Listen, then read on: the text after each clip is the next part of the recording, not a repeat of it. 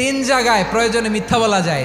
এক নাম্বার, আপনার ওয়াইফকে খুশি করার জন্য, সে একটু এরকম না বলে একটু কৌশল করে বললে খুশি হবে, ওটা বলা যায়। দুই নাম্বার, জীবন মরণের ব্যাপার, যান বাঁচানোর জন্য একটু কৌশল করে ঘুরিয়ে বললেন, এটা জায়েজ। তিন নাম্বার, দুইজন ঝগড়া লাগছে তাদেরকে মিলিয়ে দেওয়ার জন্য কৌশল করে একটু মিথ্যা বলা, ঘুরিয়ে বলা যায়। দুইজনের মধ্যে দেখলেন যে সম্পর্ক খারাপ, একজনরে বললেন, ভাই সে তো ওই দিন আপনার ব্যাপারে অনেক প্রশংসা। কি আমার ব্যাপারে প্রশংসা? কি বললো? এই বললো আপনি নাকি এই করছেন ওই করছেন, অনেক প্রশংসা। লোকটার মন খুশি হয়ে যাবে তার ব্যাপারে, ঠিক কিনা?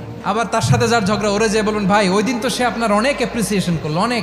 সে তো অবাক, কি রে বলে কি? এই যে দুইজনের ব্যাপারে দুইজনের একটু ভালো ভালো কথা বলে দিচ্ছেন, একদিন দেখবেন রাস্তা দিয়ে হাঁটার সময় একে অপরকে সালাম দিয়ে ফেলছে, সালাম দিয়ে বুকে জড়ায় ধরছে, আছে না নাই?